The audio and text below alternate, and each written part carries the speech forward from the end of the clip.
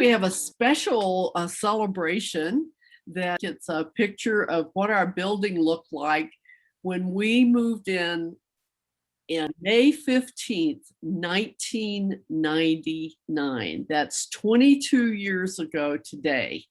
We moved into the building, and I'm going to change my photo behind me so that you can see what it looks like now. How about this view? There, you can see it a little bit more. But what a transformation we had a few years later. But this is what it looked like. And see the balloons? That was the day we were celebrating moving in. And it was the most wonderful, joyous occasion that just as one of the highlights of the time I've been minister here at Unity Santa Fe, the past 26 and a half years. And we've cleaned it up quite a bit, you know, and the parking lot and everything looks a lot better than that.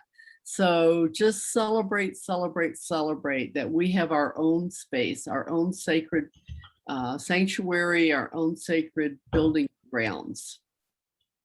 So, okay.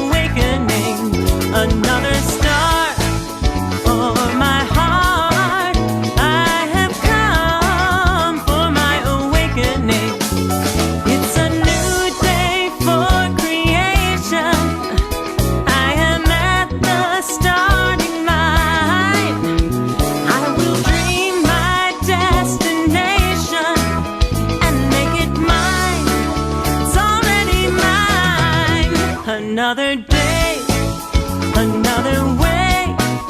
I have come for my awakening. Another star for my heart. I have come for my awakening. We are here for celebration.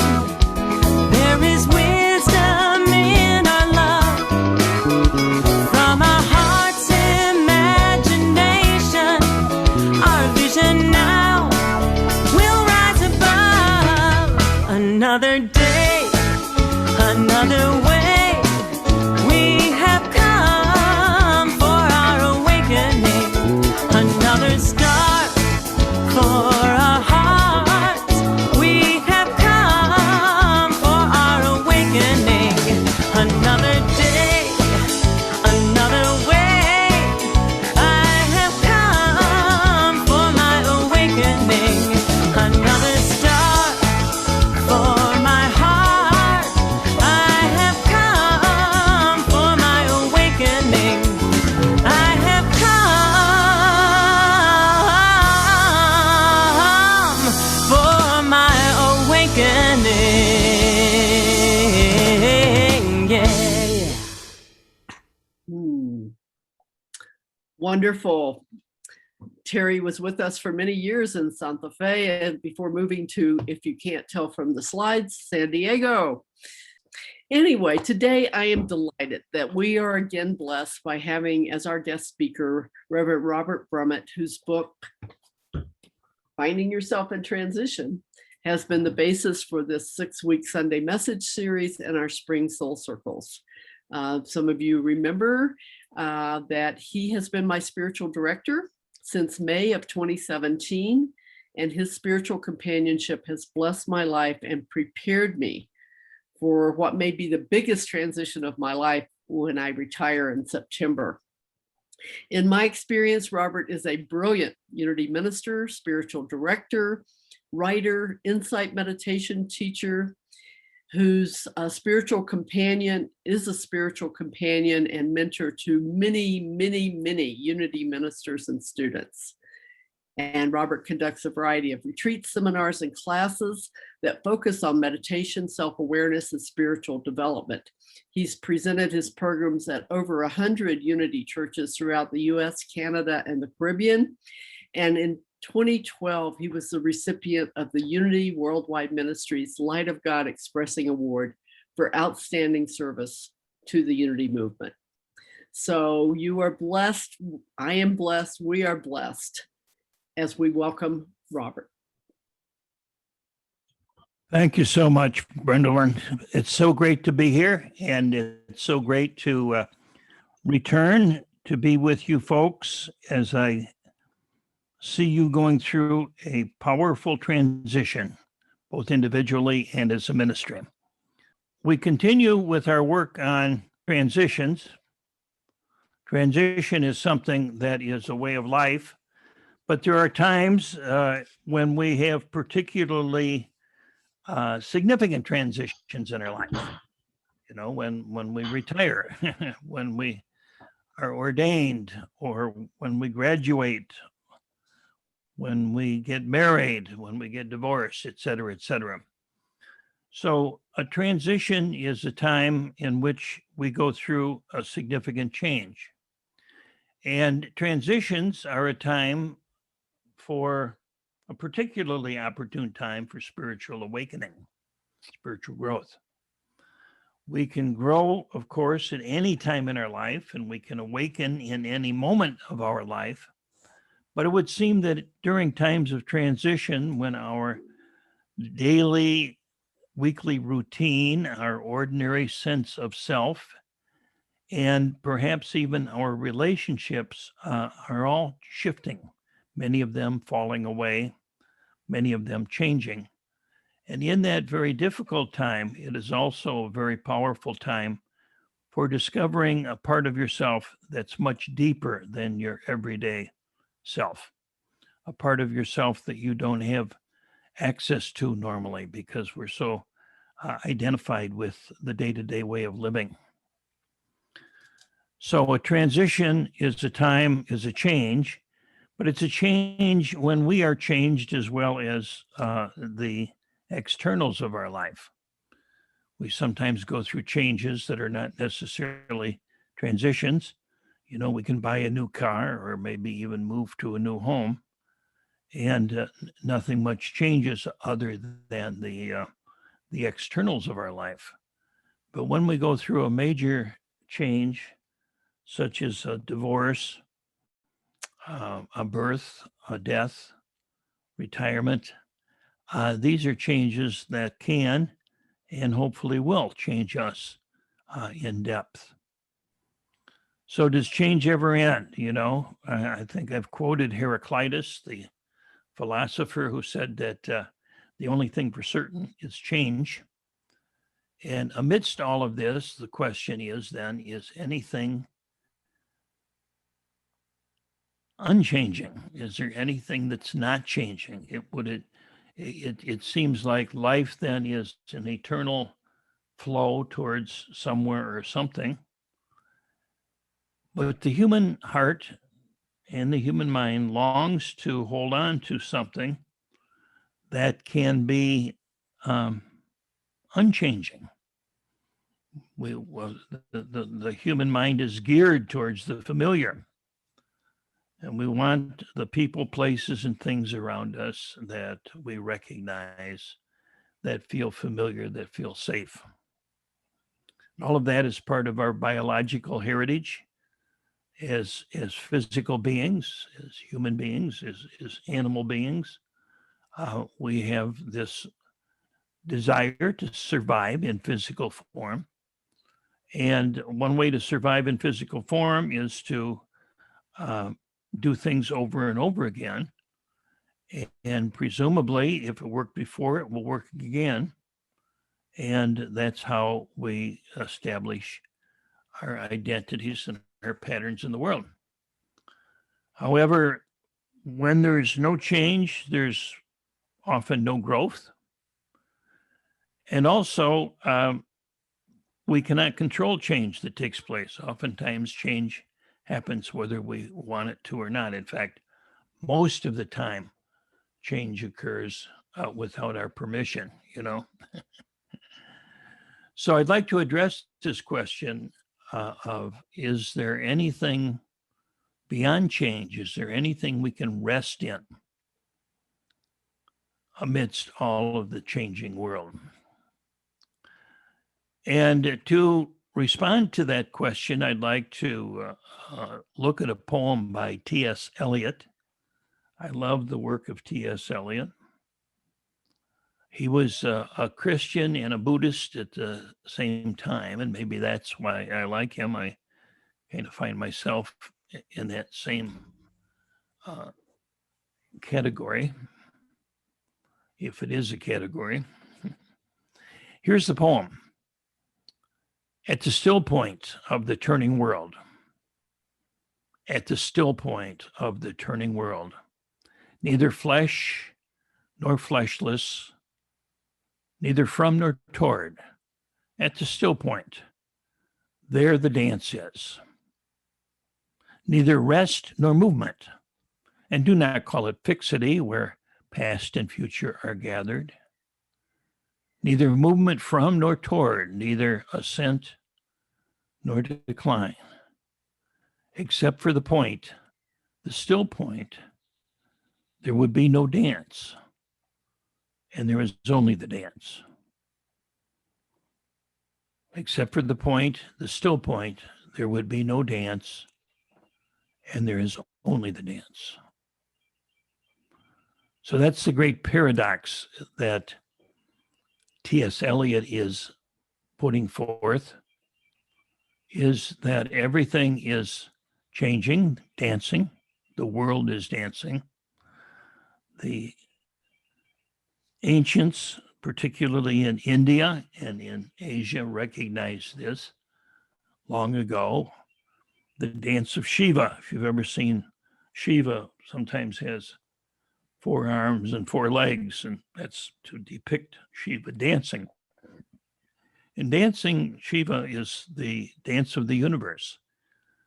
And that's what modern physicists are telling us is really the nature of reality. Reality, as we call it, at one time was thought to consist of little hard, tiny marbles, little atoms. In fact, I guess that's what the Greek word atom means. It's just kind of chopped down to its tiniest granular identification. But that's not the view anymore, of course. The view now is that you can't chop it down fine enough because it'll disappear. It disappears into nothing but dancing light. That's really what the universe is dancing light. That's what you and me are, is dancing light. So I'd like to look at this poem, this beautiful poem by T.S. Eliot, not only as a great work of art, but also an instruction for a very effective form of spiritual practice. It's a spiritual practice that can help us answer that question, and not only answer the question, but live in a way that is novel, that is creative, that is present, and that is God-centered in the deepest sense of that word, even though we don't see God as a fixed entity necessarily. It is God-centered. So let's look at this. At the still point of the turning world, that's the way this particular part of the poem starts, at the still point of the turning world. Of course, the turning world is the world that we live in.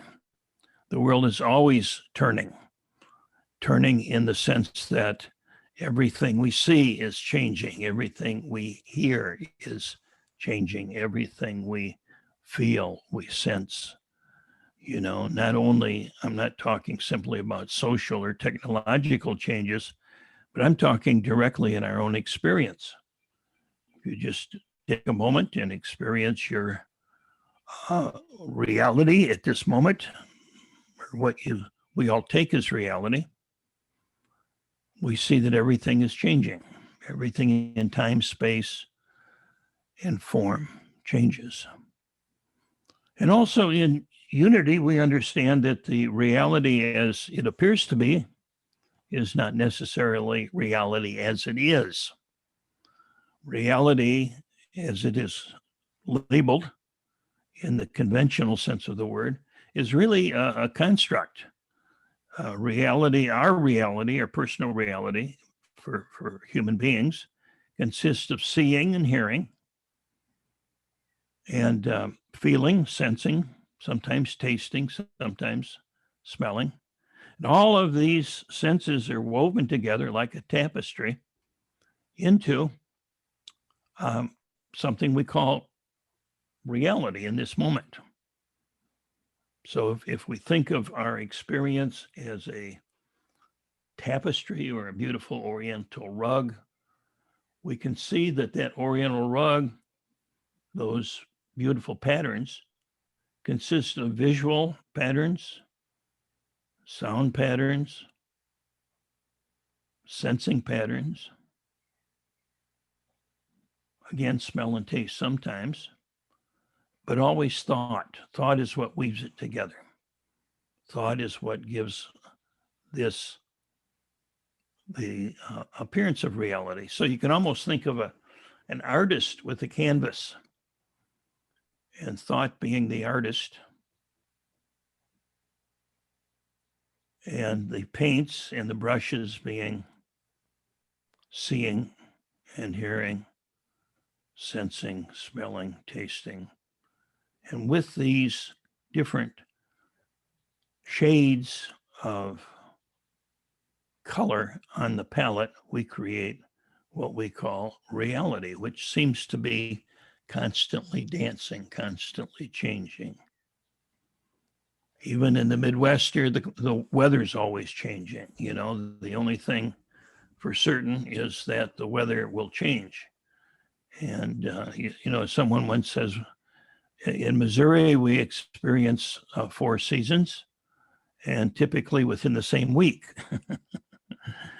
So change is the name of the game. But the still point, what is this still point?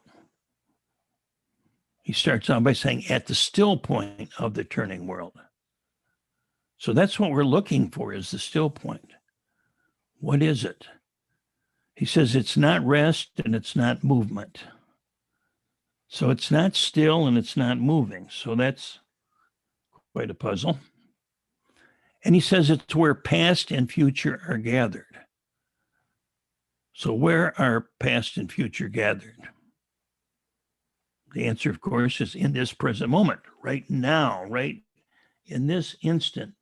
Past is in it. The future is in it. It's all right here, right now. So the still point is beyond time. The still point transcends time. And then he goes on to say it's neither flesh nor fleshless, meaning it's neither visible nor invisible. Again, another paradox. So it's a strange thing. And then to top it all off, he says, except for the point, the still point, there would be no dance. And there's only the dance. So we might be able to rephrase that and say, except for something beyond time, space, and form, there would be no time, space, and form. Without something that is still immovable and yet always changing, that's where the reality underneath this physical world lies.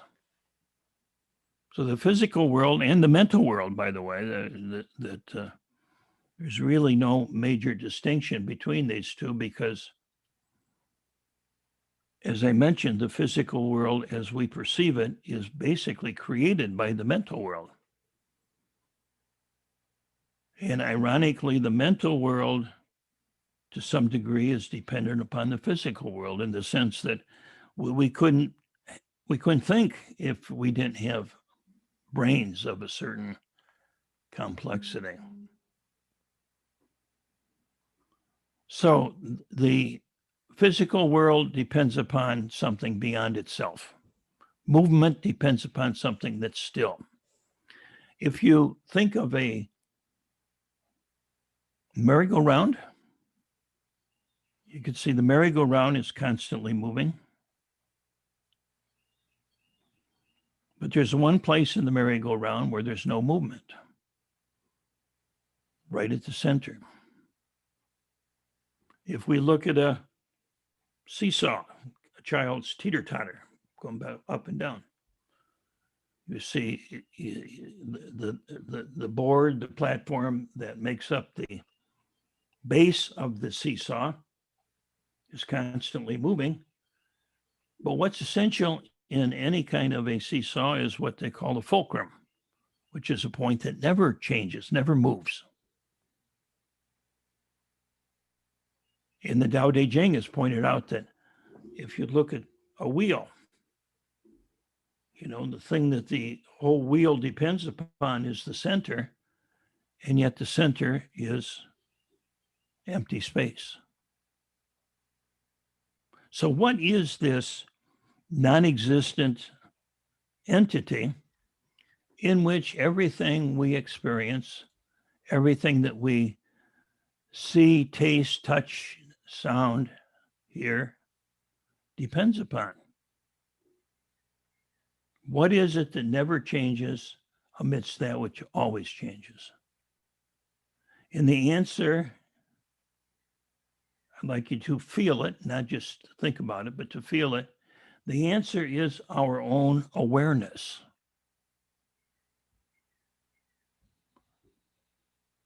If you become aware that you're aware, if you become aware that you're seeing, if you become aware that you're hearing, if you become aware that you're thinking, if you become aware that you're sensing your body right now, you notice that there's the object of the awareness. There's also the subject of the awareness. There's that which is looking at. There is the observed and the observer. So everything that we experience is being experienced by some type of awareness. Someone or something is aware of seeing, hearing, tasting, etc. What is that something? What is the source of that something? We really can't find it, because it's like trying to turn back your eyes and look at themselves, Or as Alan Watts used to say, it's trying to find out the source of awareness is like trying to bite your own teeth. The flashlight cannot shine upon itself. The teeth cannot bite themselves. The knife cannot cut itself, no matter how sharp it is. So awareness is always present, but awareness can never be completely aware of its own source. So being aware of that alone gives us a stability that is immovable, because the awareness itself never changes. It can't change. Everything that is being seen, heard, felt from the awareness as a subject of the awareness is constantly changing, but the awareness itself kind of like the light itself. If you have a flashlight and you're shining it all over the place, everything it shines on is changing, but the light doesn't change. You see, the light is the same. So let's take a look at how we can make this work in our life amidst retirements, amidst death, birth, children leaving home, aging, on and on and on. Whatever transition you happen to be in right now, and probably there may be many going on simultaneously in your life, as there is with most of us. First of all, let's take a look at what happens when we get lost and lose that still point. Then we are no longer just looking at the whirling world, we're on it. We're no longer looking at the merry-go-round, we're on that merry-go-round. You see, we're caught up in the drama. We're no longer watching the movie. We become the characters in the movie and don't even know it. And when that happens, it's like jumping into a raging river. It just sweeps us along. No matter how good a swimmer you are, that river is going to take you where the river's going to take you, you see. And we feel like we can feel like we're victims of circumstances. And my life is unfolding and I can't do anything about it. So how do we respond? What's a wise way of working with this when it happens? So the first and perhaps the most important part is to recognize that we're lost. It's that paradoxical question of once I'm discover that I'm lost, I'm halfway home to where I belong. Sometimes it's a question that's as soon as we ask it, we realize that the only way to answer it is in the present moment with awareness. Kind of like the question, are you asleep?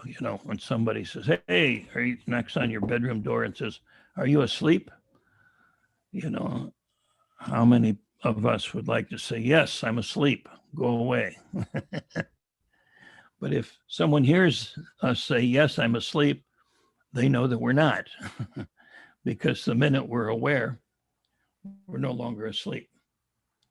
And so it is, the minute that we realize that we're lost, if we can just be aware that we're aware of that, the minute we say, yes, I'm asleep, we realize we're no longer asleep. So that's the first step, simply be aware that we've lost our way, or it feels like we've lost our way. So then be aware of each of the senses. If I feel like I'm caught up in something, one of the best things to do is just to stop and breathe. If I'm working with someone, this is what I will do. If I'm working with someone that is upset or caught up in something, I'll say, okay, are you aware of breathing? Okay. Can you feel your body? Yeah. Are you aware of feeling your body? Yes. Are you aware of what you're thinking? Yep, I'm aware of what I'm thinking. Are you aware of your emotions? Are you aware of what you're hearing, et cetera, et cetera? So becoming aware of each sense gate so that we're taking this awareness more deeply. We're looking at each color on the palette. And as you do this, simply be aware that you are aware.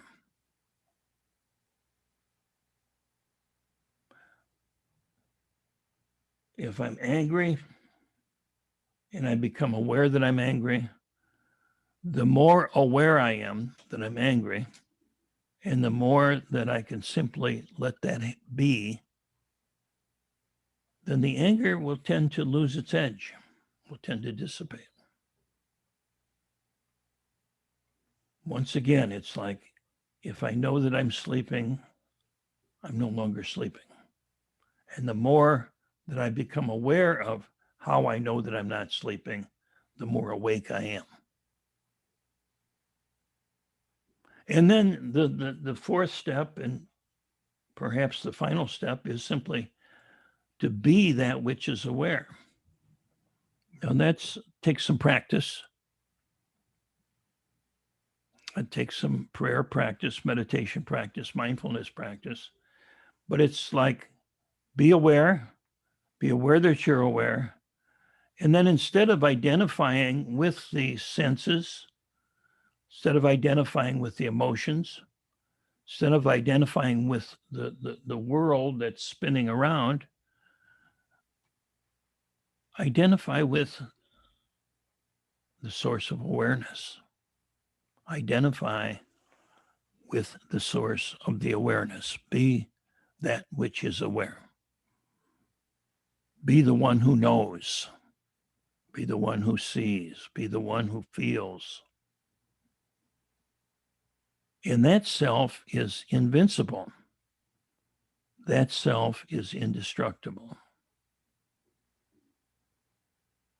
That self cannot be touched.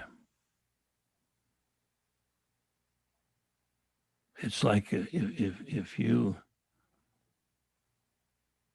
have a room in a house, you can do anything you want to in that room, and you can perhaps destroy the room. You can destroy the house. But you'll never destroy what's essential. And that is the space that the house contains. You see, the most important part of the house is not the structure, but the space inside. You know, if there was no space inside a house, it wouldn't matter how beautiful the house was or how big the house was. If it was just a solid block of brick or wood or whatever, it wouldn't be a house. It'd be unlivable. What makes a house is the space inside of it. And so what really makes a house is something that's invisible, unchangeable, and indestructible. It's the space within the house. And so awareness is much the same way within our own experience. Awareness is the space in which we live. But too often we get identified with the furniture and the walls and the carpet. And we don't realize that we're living in this space. And then finally, the last step is really not a step that you can choose to take. It may happen automatically. And that is that the observer and the observed will collapse. And we have the experience of being the dance itself. Only we're not caught up in the dance. We're in the dance, but we're not of it. We're experiencing the beauty, the joy of the dance, but we're not caught up in the drama and the uncertainty of it. We are enjoying the ride, so to speak. It's like being in an ocean, and one person is drowning in this ocean, the other person is swimming in this ocean. It's the same ocean, you see. It's just how we are relating to it, how we are seeing it. And so I'll close with this one story from my own experience. Several years ago, when I lived in Michigan, Western Michigan, I was fishing with a friend of mine who had a boat out on Lake Michigan, and we would love to go salmon fishing, particularly in the late summer and the fall. And sometimes Lake Michigan gets pretty choppy because the wind kicks up very unexpectedly. And so this one time we were out quite a ways and the wind kicked in, a storm came through that was not forecast. And so the water, the sea became very choppy and our boat began to be tossed to and fro. And our equipment was flying all around. And some of the people even had minor bruises and minor injuries as a result of falling down. And so it was fairly dangerous. It was, fairly dangerous and extremely uncomfortable. And in the midst of all of this, with people getting seasick too, I would want to mention. And in the midst of all this, I noticed that we were surrounded by about a dozen seagulls. These seagulls were sitting on the waves, and the waves would go up and down and up and down, and the seagulls would simply ride with them. And they looked like some of them looked like they were sleeping or maybe even meditating. They had their eyes closed, perfectly at peace, going, on these 8-foot waves. The boat was being tossed all over the place. We were being injured and made sick. And the seagulls were just as totally at peace and at home. Same water, you see, but they were relating to it quite differently. And so were the seagulls moving? Well, yeah, technically they were moving, but they were unmoved. And so we can be the same way. We can be moving and unmoved. We can be in the midst of whatever storm there is. And in the midst of that storm, we can be free. Not free in the sense of pushing it away, not free from the sense of hiding from it or denying it, but being right in the midst of it deeply and still being free. And that's what the still point is, and that's what the dance of life is, and that's what's possible for each of us and for all of us. And so I think it's time for me to close, and I will do so. And let's see, we'll go into a meditation, which I think would be perfect right now to just be aware of the turning world around you. Be aware of the dance. Maybe you can just open your eyes for a few moments and look around and notice how with every movement of your head, the world changes. We're always seeing a different world. And so even when we become still and close our eyes, we hear. And the hearing world is always changing. And then as we turn within more deeply and sense the physical body, we notice that the sensations in the body, whether they're pleasant or unpleasant or whatever they might be, they are always changing as well.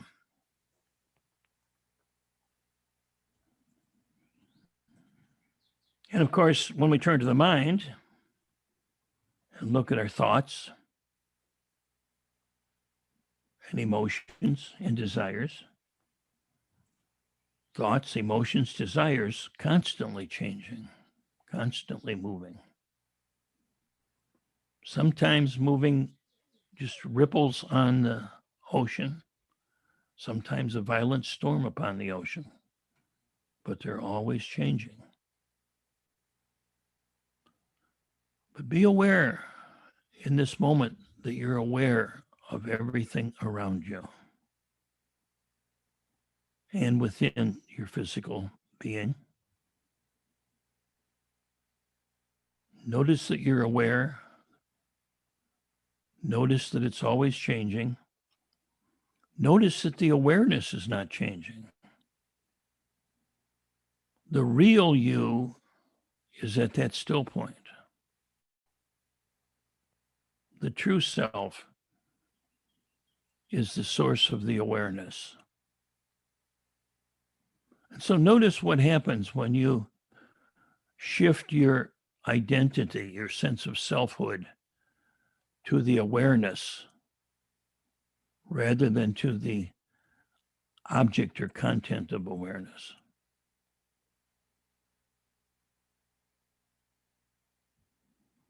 It may be subtle at first, or it may be profound, but you begin to notice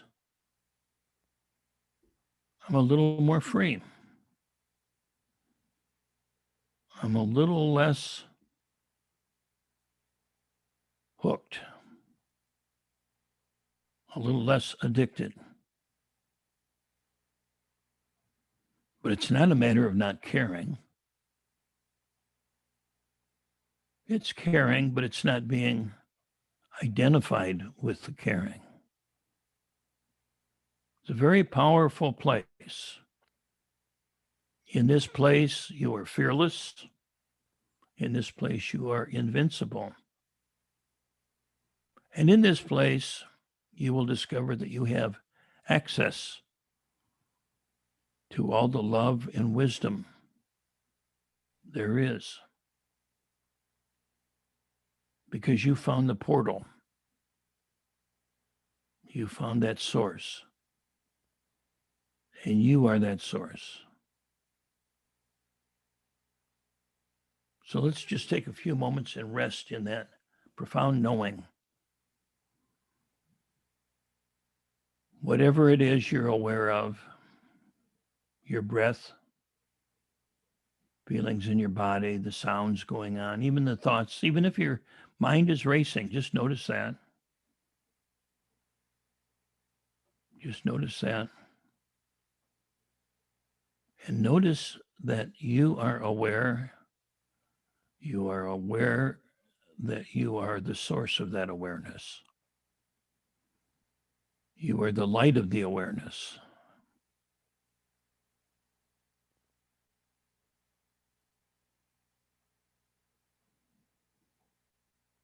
And you can truly,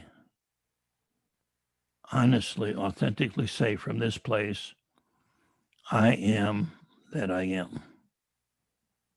You can experience the deep meaning of I am that I am.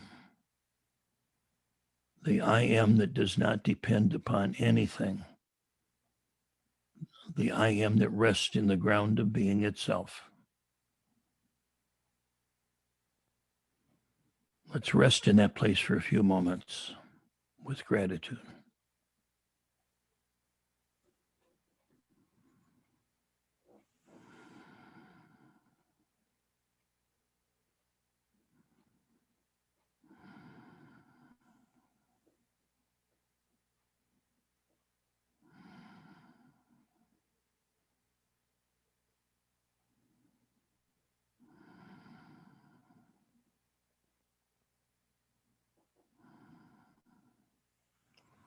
And so we close this time of formal meditation by saying, thank you, Spirit, for this opportunity to know the truth that we are, to know the truth that sets us free. So it is. So it is. Amen.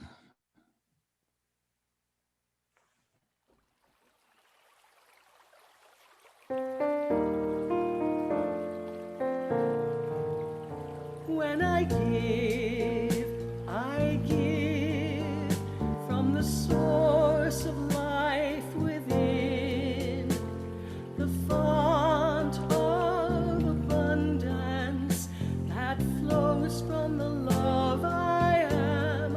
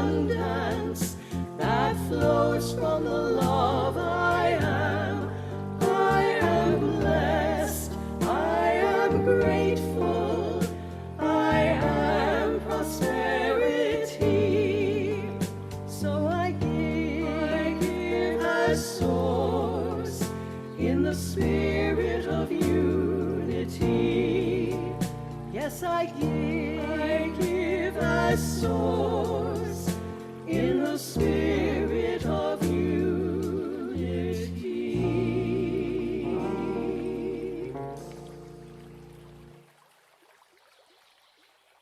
And now let's pray our love offering blessing. In a universe overflowing with unlimited abundance, all the needs of Unity Santa Fe and those we serve are bountifully met. From every direction, known and unknown, expected and unexpected, our abundant good comes to us now. Divine love, as me, blesses and multiplies all I am, all I have, all I joyously give, and all I joyously receive. Feel the joy, feel the gratitude, feel the generosity. Allow them to permeate every cell and atom of your body, your heart, your soul, your mind, as they radiate out beyond the body, attracting more and more to be grateful for, joyful about, and generous with. And so it is. Amen. There's quite a bit on YouTube. Some teachers like Gangaji's, if you're familiar with her. Yeah, yeah. Her work is kind of leans in that direction, you know, and also there's a teacher by the name of Muji, I believe it is. Muji, yes. Muji, familiar with him? Yeah, so that's probably where I would start, would be, rather than look for one single book. Now the Michael Singer's book, The Untethered Soul, I think would probably be close to it, but it's not exactly what we're talking about, but it's similar, very similar. Well, his surrender book, I The thought surrender of that book as I would was, be, yeah, that'd be very good. reading the chapter. I thought that, maybe this would be something to consider. Yeah, so I think you've got him. I think you're right on the button. The Tao Te Ching, of course, is always Right. and some of the quotes I've noticed in the chat box here are really outstanding that people have shared with you. So yeah, I think there's a lot of resources people could bring themselves. In fact, it might be interesting just to kind of have I never thought of this before, but kind of like a potluck class where people could bring their own favorite books and favorite quotes. Yeah. And you could bring them together and talk about it and study it. And I think that would be kind of fun to do that. Wonderful, Robert. Thank you. Yeah. And thank you for the message today. You're very welcome, and that touches my heart, and that's my joy. So thank you so much. Thanks, Robert. Appreciate it. I'm loving that book that we're reading, Robert, for the dedicated Sangha group that you're facilitating, that Dancing with Life. And I was just listening to it in preparation for our gathering tomorrow night. And, he quoted that T.S. Eliot still point. And I thought, this is perfect. Yes, exactly. Exactly. Yeah, that's an excellent book. I'll just hold it up. People are curious. Yeah, Dancing with Life by Philip Moffat. I love this book. And Dancing with Life. And it really helped me understand Buddhism. Yes. Helping me a lot, and understanding what I've been learning in unified mindfulness on a really deeper level. So good. Yes. And it's a book, I think, too. The languaging is very different than your traditional Buddhist or your traditional unity language. The unity that I knew, the unity that tends to focus on positive thinking, et cetera, et cetera. I just envision when I was in school many long years, many decades ago, if I were to say, I got this great book on suffering, and so why don't we just spend 6 weeks studying suffering, and it would be like, oh, no, no, no way, But what I love about it is that by facing the very thing that we spend our life trying to run away from, that's where the freedom is. Not Mhm. in running from it, but looking at it and going through it. Yeah. Yeah, that's why I think it's so important for everybody to do their shadow work, Yep. and that's part of, hopefully will be part of the transition process here at Unity Santa Fe, is that because once you look at it, it takes all its power away Exactly. and we can transform it in wonderful ways. Right. And the price of looking at it, the price of that is to be willing to let go of what we're holding on to now. Mhm. That makes us feel safe or secure or proud or whatever it is, we're identified with, Mhm. Yeah. I first want to just say thank you so much for joining us and for all of your talks, Robert. I have enjoyed them, gotten tremendous good, juicy stuff out of your talks as well as your book. Excellent. Good. Yeah. So thank you. And I've been in a soul circle where, we've been using your book, and so much has come out of that as well. Great. It was interesting. I wasn't thinking that I had any particular transitions that I was going through other than our ministerial transition. But through the work of reading your book in the soul circle, I found that I had a lot of unfinished transitions that came up for me to work on. And so Yeah. I really appreciated having had that opportunity, some really big ones that Yes. I wouldn't have invited had they not come, but I'm grateful for. Yes, exactly. So thank you. You're very welcome. And there's a line in your last chapter where you talk about reducing ourselves to zero, and then you say to do this requires one to have a radical trust in God. And that word jumped out at me, radical, as an interesting word. And I was just wondering if you could speak a little to, what that word really, what that. Yeah, great, good question. Yeah, the word radical actually comes from the word root,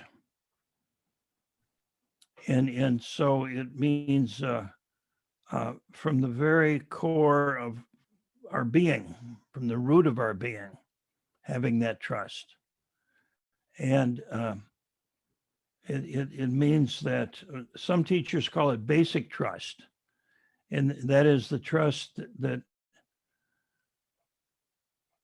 it goes much deeper than trust that you'll get what you want, or trust that things will turn out the way you want them to turn out. It's a trust that says, no matter what happens, it's okay. Mhm. That's the deepest of all trust, Mhm. because it's not hanging on something happening or not happening.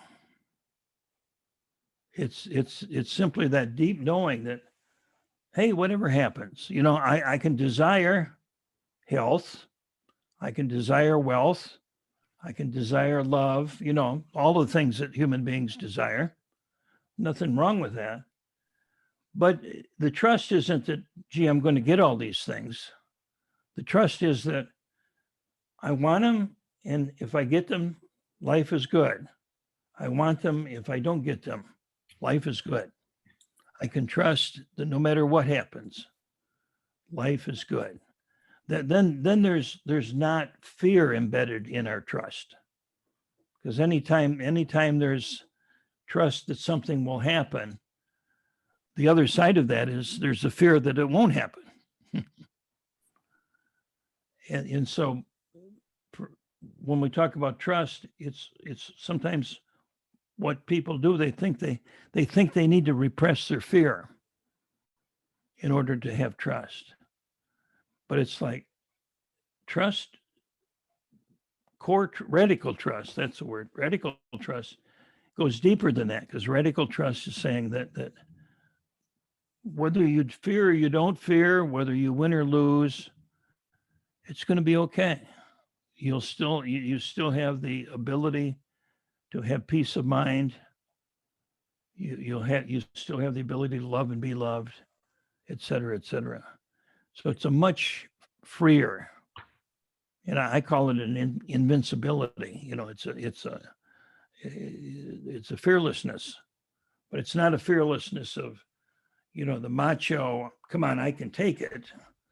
It's a fearlessness of, yeah, okay, if that happens, it's okay. Okay. Mhm. Does that make sense? Good.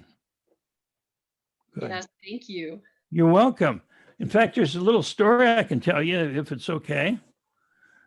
A story from the Zen tradition, Japanese Zen. The story was that thousands of years ago in China, there was a Buddhist monk in a monastery, and the whole community had been run over by barbarians, by soldiers, destroying, killing everything.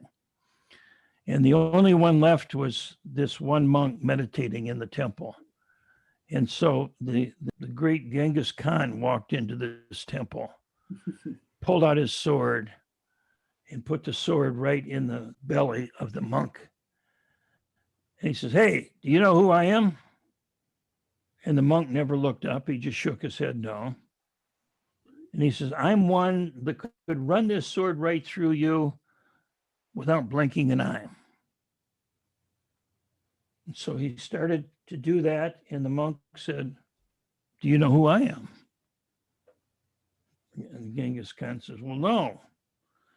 And the monk said, "I'm one who can have a sword run through his belly without blinking an eye." And then Genghis Khan put his sword back in his scabbard and walked away because he could not instill fear in this man, you say. So what good is a terrorist if you can't create fear in somebody's life? So that's the kind of, I mean, it's a metaphor, of course, but yet that's what I mean by radical trust, is that no matter what happens, it's really okay.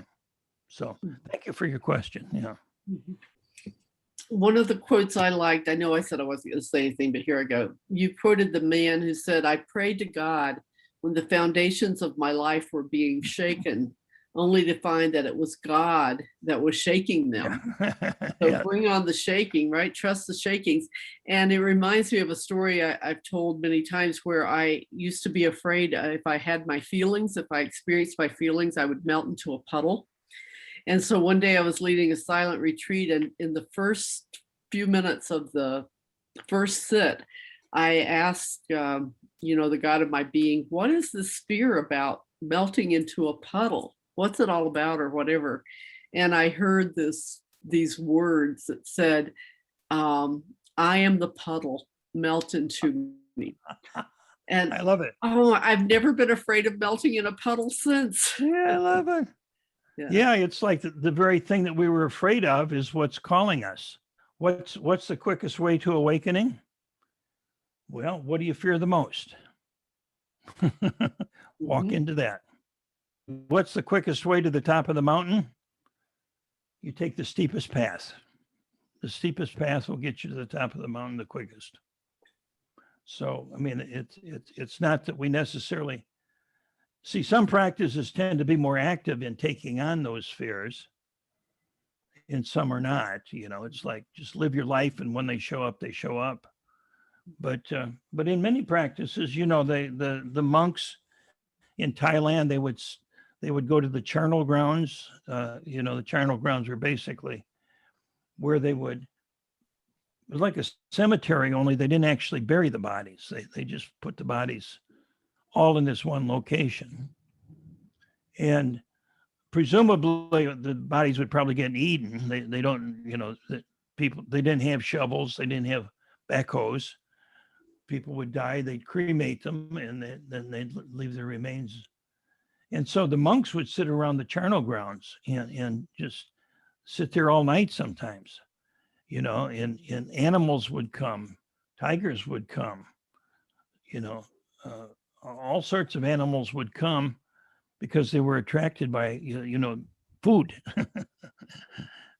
human beings. And it was a practice that I've talked to some people that have done it. They said very scary, but very empowering. That it's like just knowing that everything is okay, even if I face my deepest fears. And that's where the radical is. That's where the roots go deeper.